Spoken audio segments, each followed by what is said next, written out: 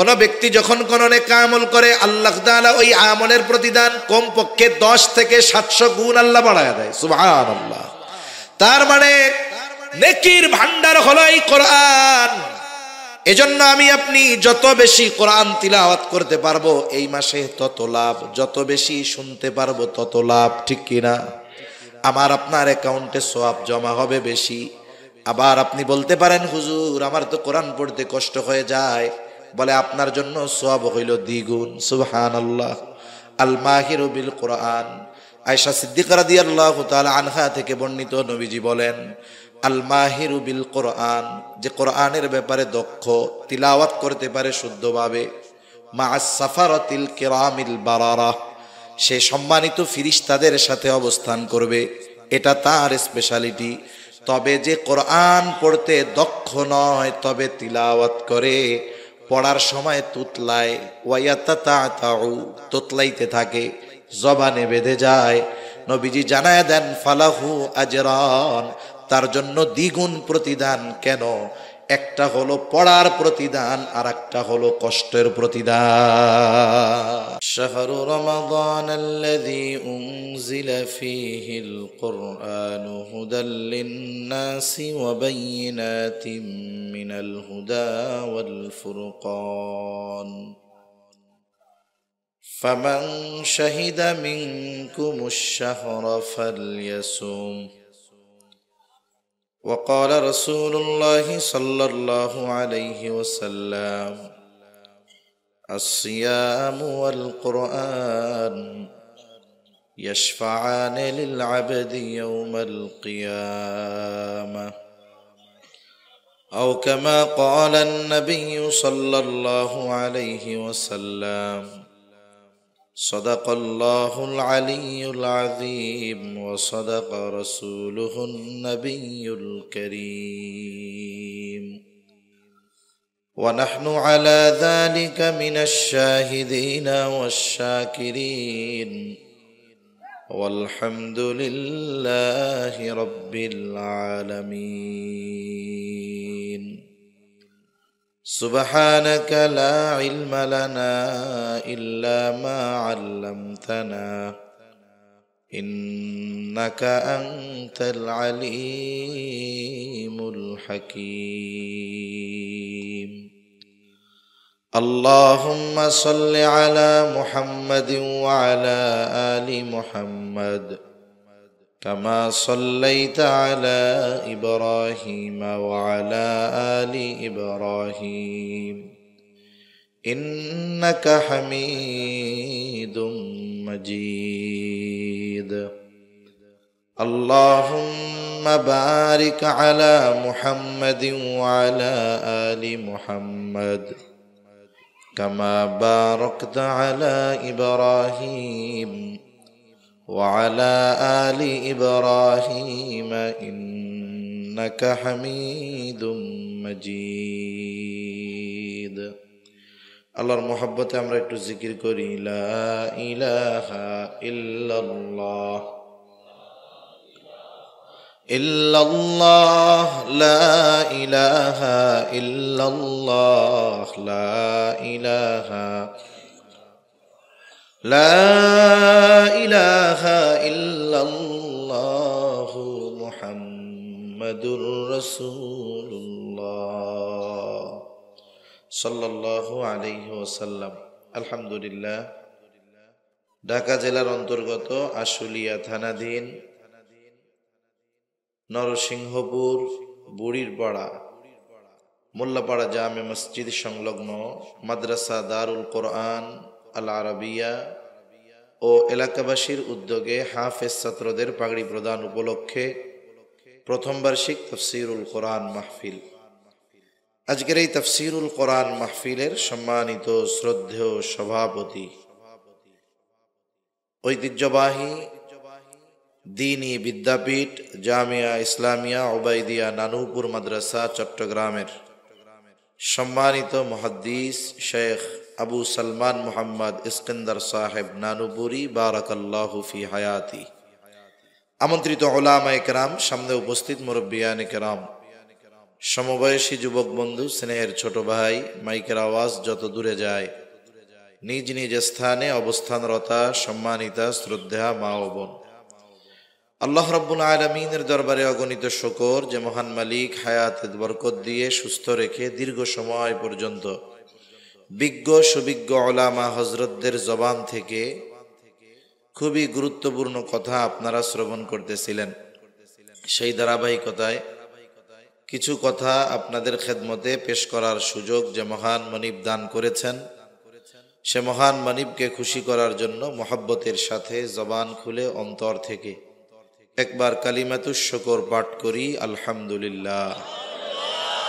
অগণিত দুরূদ ও সালাম সাইয়্যিদুল আম্বিয়া, আশরাফুল আম্বিয়া, খাতামুল আম্বিয়া, ইমামুল মুরসালিন, রহমাতুল লিল আলামিন, মুহাম্মাদুর রাসূলুল্লাহ সাল্লাল্লাহু আলাইহি ওয়াসাল্লামের উপর। আমি অনেক দীর্ঘ আলোচনা করব না। সর্বশেষ আজকের মাহফিলের যিনি মুরব্বী, আমাদের নানুপুরের হযরত সর্বশেষ দোয়া করবেন। একজন দেশ বিখ্যাত নয়, বিশ্ব বরেণ্য বুজুর্গের সোহবতে ওনারা থাকেন।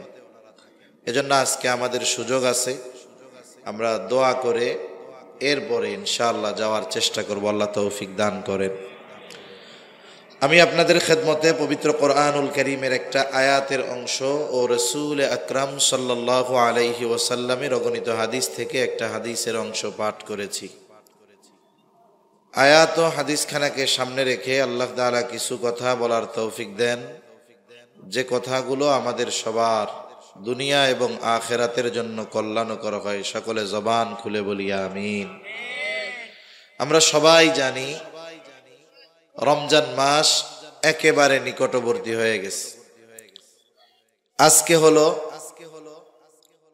আজকে অলরেডি আগামী শনিবার দিবাগত রাত হয়তো তারাবি শুরু হবে, না হলে পরের দিন হবে, এটা নিশ্চিত। রোজা একেবারে নিকটবর্তী। এই রোজা এটা আমাদের ইসলামের 5টি ভিত্তির অন্যতম একটি ভিত্তি। রাসূলুল্লাহ সাল্লাল্লাহু আলাইহি ওয়াসাল্লাম বলেন, বুনিয়াল ইসলামু আলা খামস, শাহাদাতি আল্লা ইলাহা ইল্লাল্লাহ ওয়া আন্না মুহাম্মাদার রাসূলুল্লাহ ওয়া ইকামিস সালাতি ওয়া ইতাইজ যাকাতি ওয়াল হজ্জি ওয়া সাওমি রমাদান। রাসূলুল্লাহ সাল্লাল্লাহু আলাইহি ওয়াসাল্লাম বলেন, ইসলামের ভিত্তি কয়টি? 5টি। এর মধ্যে রমজান মাসে রোজা এটা ইসলামের অন্যতম একটি ভিত্তি। হাদিসের মধ্যে আসছে, নবীজি সাল্লাল্লাহু আলাইহি ওয়াসাল্লাম বলেন, রমজান মাস যখন আগমন ঘটে তখন মুমিনদের অন্তরে এক ধরনের আগ্রহ স্পৃহার সৃষ্টি হয়। কারণ মুমিন এই মাসে রোজা রাখার মাধ্যমে, ইবাদতের মাধ্যমে আগামী 11 মাসের পাথেও সে সংগ্রহ করে নেয়। আর মুনাফিক যখন রোজার আগমন ঘটে, রোজার মাস আসে, মুনাফিকের চিন্তা বেড়ে যায়।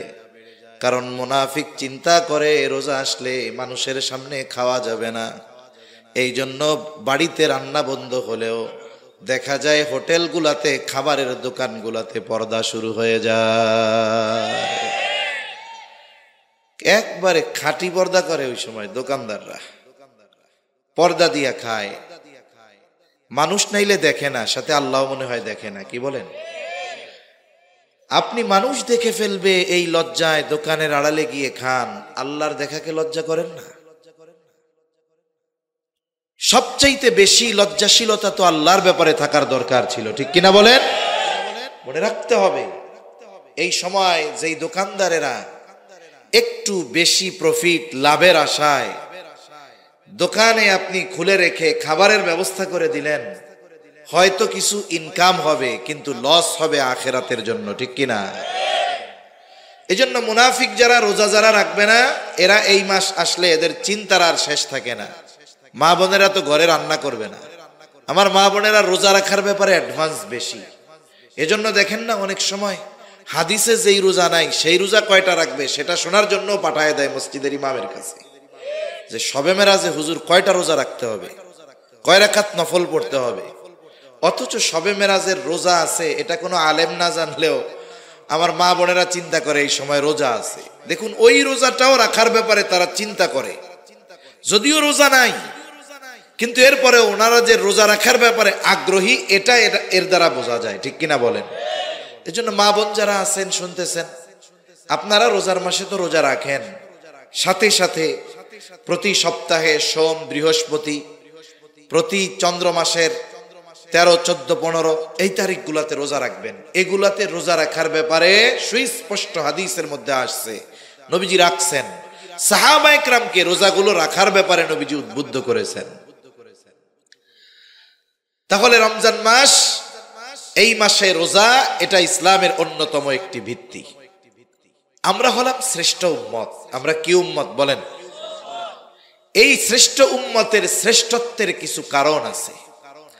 আল্লাহ তাআলা এই উম্মতকে শ্রেষ্ঠ কিছু জিনিস দান করছে যা আর কোন উম্মতকে দান করে নাই।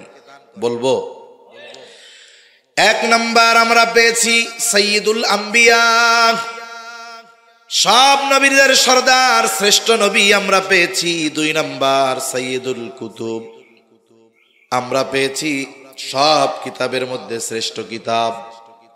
আমরা পেয়েছি সাইয়্যিদুশ শুহুর, সব মাসের মধ্যে সেরা মাস। আমরা পেয়েছি সাইয়্যিদুল লায়াল, আমরা পেয়েছি শ্রেষ্ঠ রাত। আমরা পেয়েছি সাইয়্যিদুল আইয়াম, শ্রেষ্ঠ দিন। শ্রেষ্ঠ রাত সেটা হলো শবে কদরের রাত, আর শ্রেষ্ঠ দিন এটা হলো জুমার দিন আর 2 ঈদের দিন। তাহলে 1 নাম্বার পেয়েছি শ্রেষ্ঠ নবী, শ্রেষ্ঠ কিতাব, শ্রেষ্ঠ মাস রমজান মাস, শ্রেষ্ঠ রাত লাইলাতুল কদর, শ্রেষ্ঠ দিন জুমার দিন আর 2 ঈদের দিন। এগুলো পেয়েছি আমরা, আর আমরা হয়েছি শ্রেষ্ঠ উম্মত। সুবহানাল্লাহ। এই যে শ্রেষ্ঠ মাস আর শ্রেষ্ঠ রাত, এই দুটাই সামনে আসতেছে। আবার এই রাতটা শ্রেষ্ঠ হওয়ার কারণ, এই মাসটা শ্রেষ্ঠ হওয়ার কারণ যেটা, সেটা হলো কোরআনুল কারীম। আর কোরআনের কারণে সবকিছু শ্রেষ্ঠ হয়ে গেছে। এজন্য এই রমজান মাস সামনে আসতেছে, এটা বছরের শ্রেষ্ঠ মাস। কোরআনুল কারীমের মধ্যে আল্লাহ তাআলা জানায় দেন, আসমান জমিন সৃষ্টি থেকে নিয়ে এই মাস হলো 12টা। কয়টা? জোরে বলেন। আল্লাহ তাআলা বলেন, ইন্না ইদ্দাতাশ শুহুরি ইনদাল্লাহি 12 শাহরান ফি কিতাবিল্লাহি ইয়াওমা খালাকাস সামাওয়াতি ওয়াল আরদা মিনহা আরবাআতুন হুরুম। আল্লাহ রাব্বুল আলামিন জানিয়ে দেন, আসমান জমিনের সৃষ্টি থেকে মাস 12টা, এর মধ্যে 4টি মাস হলো হারাম মাস, সম্মানিত মাস। 4টি সম্মানিত মাস, একটা হলো রজব মাস যেটা গত মাসে গেছে, আর 3টা হলো ধারাবাহিকভাবে জিলকাদ, জিলহজ আর মুহররম। তাহলে দেখুন, সম্মানিত মাস সমূহের মধ্যে রমজান নাই। কেন নাই? বলে এই 4 মাস এটা অতীতের উম্মতের কাছেও ছিল সম্মানিত মাস, আমাদের কাছেও সম্মানিত মাস।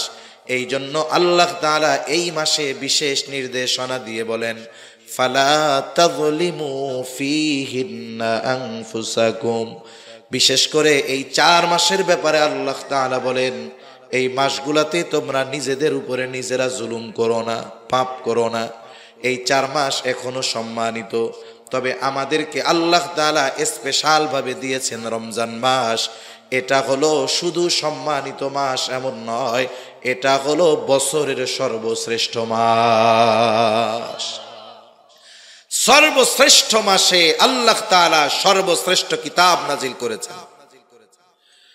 সর্বশ্রেষ্ঠ মাসে ইসলামের অন্যতম ফরজ বিধান আল্লাহ তাআলা রোজাকে ফরজ করেছেন। এই জন্য সিয়াম আর কোরআনের সাথে একটা সম্পর্ক রয়েছে, রোজা আর কোরআনের সাথে একটা সম্পর্ক রয়েছে। রমজান মাসে রোজা ফরজ, কোরআন আল্লাহ নাজিল করেছেন।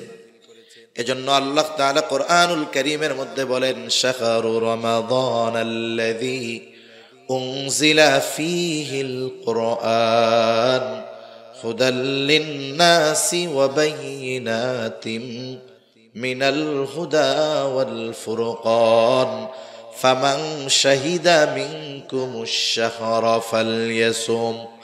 আল্লাহ তাআলা বলেন, শাহরু রমাদান, রমজান মাস, আল্লাযী উনজিলা ফীহিল কুরআন, যেই মাসে আল্লাহ কোরআন নাজিল করেছেন। কোরআন কি? আল্লাহ তাআলা বলেন হুদাল লিন-নাস, এটা হলো গোটা মানব জাতির জন্য হেদায়াত, পথ প্রদর্শক। আমার আগে ভাইজান খুব সুন্দর আলোচনা করছে। কোরআন হলো হাবলুল্লাহ, আল্লাহর রশি।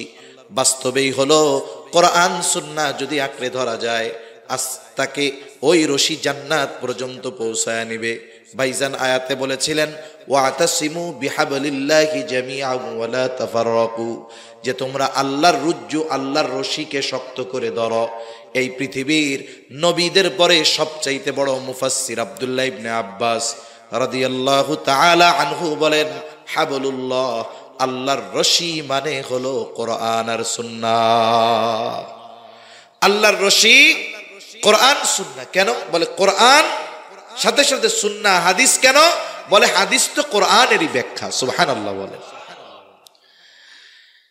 এজন্য এই মাসে আল্লাহ রাব্বুল আলামিন কোরআন নাজিল করেছেন, সাথে সাথে জানায়া দিলেন এটা হুদাল লিন-নাস, গোটা মানব জাতির জন্য হেদায়াত, পথ প্রদর্শক।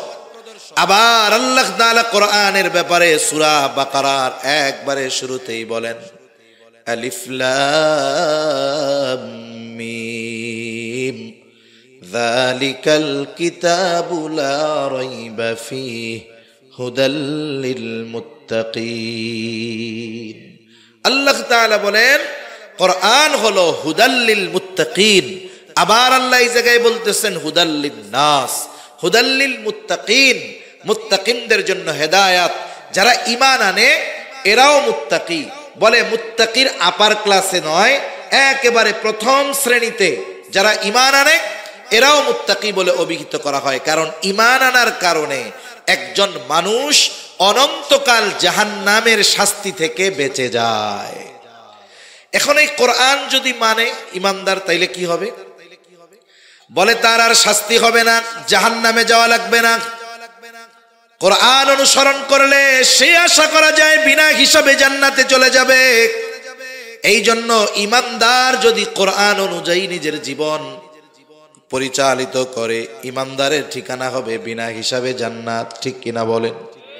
আবার দেখুন আল্লাহ যখন বললেন হুদাল লিন-নাস, এটা গোটা মানব জাতির জন্য হেদায়াত। বলে গোটা মানব জাতির মধ্যে ঈমানদারও আছে, বেঈমানও আছে না নাই? বেঈমানও আছে।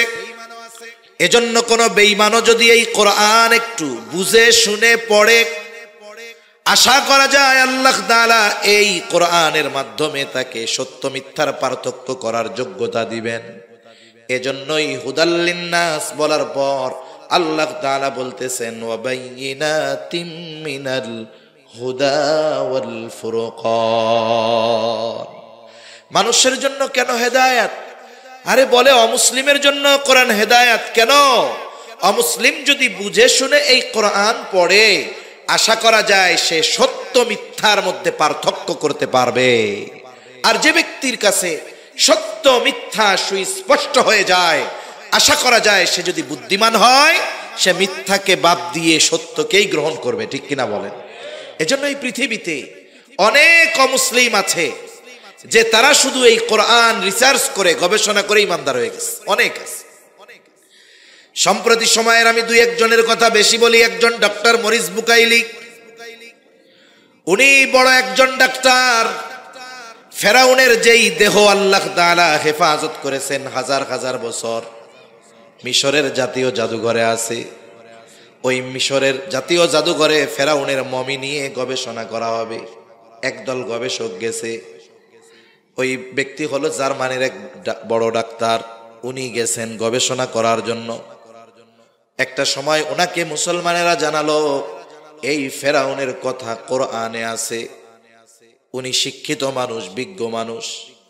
ওনাকে বলার পরে উনি চিন্তা করলেন আমাকে যদি ফেরাউনের সম্পর্কে বিস্তারিত জানতে হয় তাহলে কোরআন থেকে আমাকে তথ্য নেওয়া লাগবে। আবার দেখুন, একজন ব্যক্তি শুধুমাত্র কোরআনের অনুবাদ পড়লে কোরআনের গভীরতা উপলব্ধি সে করতে পারে না। কোরআন নাজিল হয়েছে আরবি ভাষায়। কেউ যদি কোরআনের গভীরে পৌঁছাতে চায়, কোরআনের গভীরে যদি পৌঁছাতে চায় তাহলে তাকে আরবি ভাষায় দক্ষ হতে হবে। কারণ আমি আপনি শুধুমাত্র বাংলা অনুবাদের মাধ্যমে কোরআনের গভীরতা উপলব্ধি করতে পারবো না। বরং যেই ভাষায় নাজিল হয়েছে ওই ভাষা জ্ঞান যদি আমার আপনার না থাকে তাহলে কোরআন বাংলা অনুবাদ করা যাবে, অর্থ জানা যাবে, কিন্তু কোরআনের গভীরতায় পৌঁছানো সম্ভব হবে না। এজন্য আমাদের দেশে কিছু ভাই আছে, দেখবেন সূরা ফাতিহা শুদ্ধ করে পড়তে পারে না, মাশাআল্লাহ উনি বড় শায়েখ। কেমনে হইছে? বলে বাংলা অনুবাদ পড়ে, তো উনি রেফারেন্স দেয়, বুখারী শরীফের এত নম্বর হাদিসে আছে, এটাতে আছে। ওনারা যদি কয় ওই জায়গা থেকে এক লাইন আরবিতে দেখা ক, ও বলবে যে একটু আমার 1 নম্বরের ছুটি দেন, আমি একটু আইতাছি। এটা বইলা ভাগবো আর আইবো না। এখন উনি অনুবাদ পড়তেছেন শুধু, কিন্তু ওই ভাষার গভীরতা উপলব্ধি করার মতো যোগ্যতা ওনার হয় নাই। এজন্য পড়া যায় ই দিয়ে, দেখে দেখে অনুবাদ দেখে দেখে পড়া যায়, কিন্তু এটা বুঝতে হলে, অনুধাবন করতে হলে, হৃদয়ঙ্গম করতে হলে যারা কোরআন হাদিস বুঝে তাদের কাছে যেতে হয়, ঠিক কিনা বলেন? নাইলে তো মনে করেন কত ডাক্তার পাওয়া যায় তো ঘরে ঘরে। 4 বছর এমবিবিএস কোর্স করার দরকার কি? এমবিবিএস কোর্স করবে 4 বছরে, তারে ধরেন 16টা বই পড়াবে। উনি একেবারে বিদেশ থেকে 50টা বই আইনা 4 বছর পড়ার পরে আপনাদের এই বাজারে যদি দোকান দিয়ে বসে যে এমবিবিএস যারা হয় বাংলাদেশে, বেটা ওরা পড়ছে 16টা বই, আমি পড়ছি 20টা বই, আমি ওদের চাইতে বড় ডাক্তার, আপনারা কি তাকে বড় ডাক্তার মানবেন না পিটানি দিবেন? কেন? এই ক্ষেত্রে স্বশিক্ষিত ব্যক্তিকে আপনারা গ্রহণ করেন না, কিন্তু দ্বীনের ক্ষেত্রে কোন ব্যক্তি যদি কোন মাদ্রাসায় না পড়ে, উলামা ইকরামের তত্ত্বাবধানে না থেকে এসে যদি ফতোয়া দেয়, আপনারা সেগুলো মাইনা নেন কেন? এক্ষেত্রে এত সহজ মনে হয় কেন? এজন্য কোরআনুল কারীম বোঝার জন্য, হৃদয়ঙ্গম করার জন্য ওই ভাষায় দক্ষ হতে হয়। তা না হলে ডক্টর মরিস বুকাইলিও বলতো, ঠিক আছে আমারে একটা দা নোবেল কোরআন দাও, ইংলিশ ট্রান্সলেশন, ইংরেজি অনুবাদের, আমি ওইটা পড়ে পড়ে বুঝে নেই। উনি অতটুকু বিষয়ের গবেষণা করার জন্য আরবি ভাষা শিখতে চেয়েছেন। সৌদি আম্বাসিরে বলছেন যে আমাকে একজন বিজ্ঞ ব্যক্তি দেন, আমি যার থেকে ভাষাটা শিখতে চাই আগে। এরপরে উনি আরবি ভাষা শিখলেন, কোরআন গবেষণা শুরু করলেন। ওনার উদ্দেশ্য ছিল শুধুমাত্র ফেরাউনের এই বিষয়টা নিয়ে গবেষণা করবেন, কোরআনে কি কি তথ্য আছে। কিন্তু আল্লাহর বান্দা যখন কোরআন পড়া শুরু করেছে, অনুবাদ তো পড়ে না, বলে আরবি ভাষায় দক্ষ হয়েছে। এবার যখন কোরআন পড়ে আস্তে আস্তে তার হৃদয়ের মধ্যে পরিবর্তন আসতে থাকলো।